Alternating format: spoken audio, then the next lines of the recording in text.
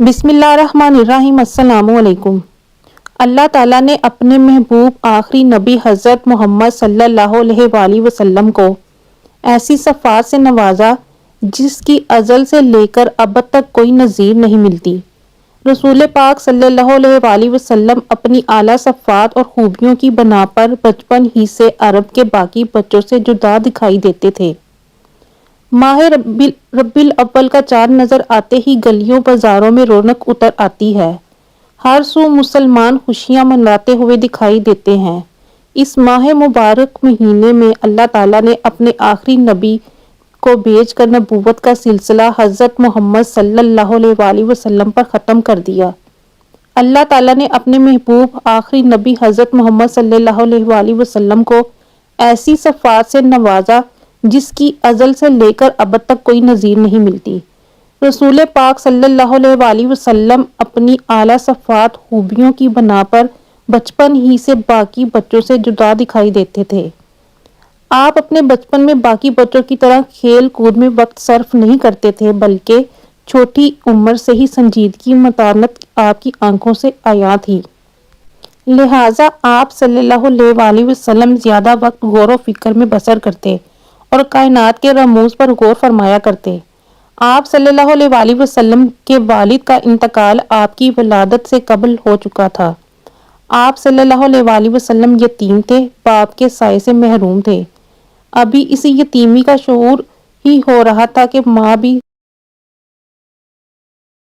آپ صلی اللہ علیہ وآلہ وسلم کی والدہ کے انتقال کے بعد دادا عبد المطلب نے آپ کو سینے سے لگا کر پرورش کرنے کا ارادہ باندھ لیا، مگر اللہ کو کچھ اور ہی منظور تھا۔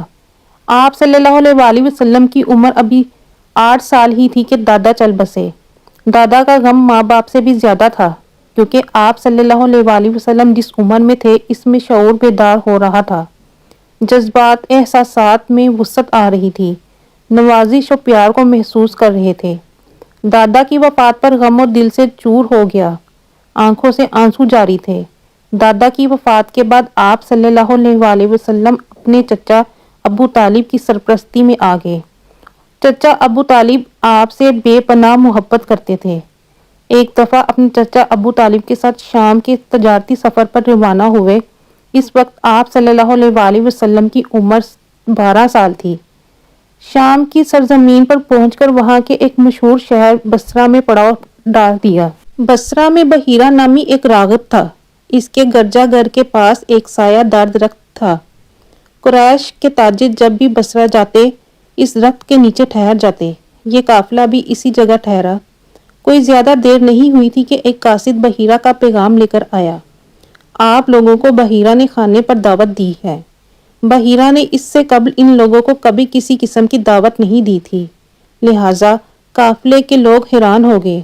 ہر حال میں دعوت کو قبول کر لیا اور قاصد کی رہنمائی میں روانہ ہو گئے، مگر محمد صلی اللہ علیہ وآلہ وسلم نہیں گئے، کیونکہ اس وقت آپ بچے تھے۔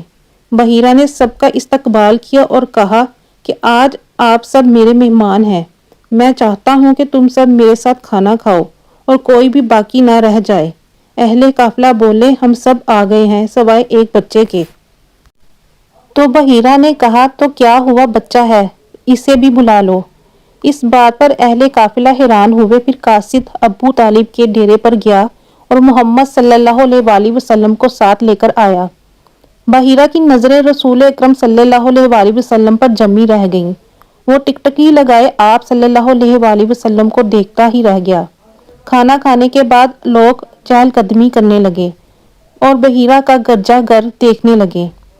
بحیرہ آپ صلی اللہ علیہ وآلہ وسلم کے پاس آیا اور بولا، بیٹے تمہیں لات و عزا کی قسم جو کچھ پوچھوں بتا دینا۔ آپ نے کہا، لات و عزا کی قسم نہ دیجیے۔ بحیرہ نے کہا، اچھا خدا کی قسم جو پوچھوں بتا دینا۔ آپ صلی اللہ علیہ وآلہ وسلم نے کہا، پوچھئے کیا پوچھنا چاہتے ہیں۔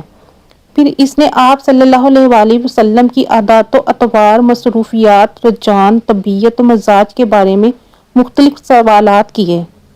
آپ صلی اللہ علیہ وآلہ وسلم کا سب کا جواب دیتے رہیں۔ اتنے میں ابو طالب آ گئے تو بحیرہ نے ان سے کہا کہ بچہ کیا لگتا ہے تمہارا؟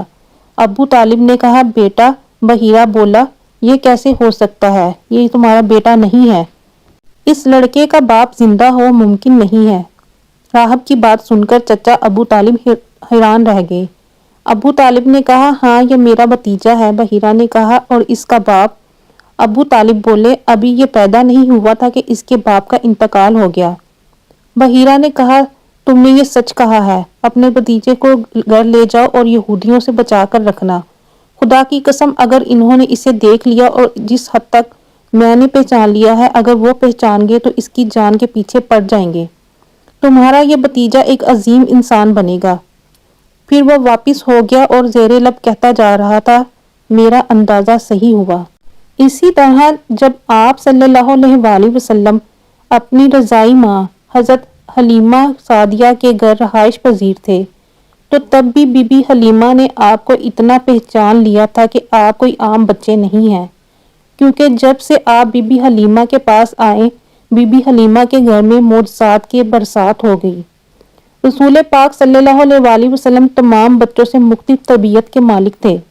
آپ صلی اللہ علیہ وآلہ وسلم میں باقی بچوں کی طرح شرارتیں شوخیاں نہ تھیں، بلکہ آپ صلی اللہ علیہ وآلہ وسلم بچپن ہی سے اسرار کائنات پر غور و فکر کرتے تھے۔ آپ صلی اللہ علیہ وآلہ وسلم کی دانائی اور دانشوری بچپن ہی سے آپ کی آنکھوں سے چھلکتی تھی، اور آپ صلی اللہ علیہ وآلہ وسلم کے نام کو دیکھا جائے تو ان جیسا نام پورے عرب میں کسی کا نہ تھا، اور آپ صلی اللہ علیہ وآلہ وسلم کے دادا کا رکھا یہ 3 حروف پر مشتمل نام جو کوئی بھی سنتا حیران ہو جاتا، اس سے پہلے اتنا خوبصورت نام کسی نے کبھی نہ سنا تھا۔ آج ہم اپنے بچوں کی تربیت اگر رسول اکرم صلی اللہ علیہ وآلہ وسلم کی شخصیت کو سامنے رکھ کر کریں تو یقیناً ہمارے نونہال ایک بہترین معاشرہ بنانے میں کامیاب ہو سکیں گے۔ اسوہ رسول صلی اللہ علیہ وآلہ وسلم صرف بڑوں کے لیے ہی نہیں بلکہ بچوں کے لیے بھی نمونہ ہے۔ ہمیں ان جیسی عادات و اطوار اپنا کر تمام برائیوں سے بچنا ہے۔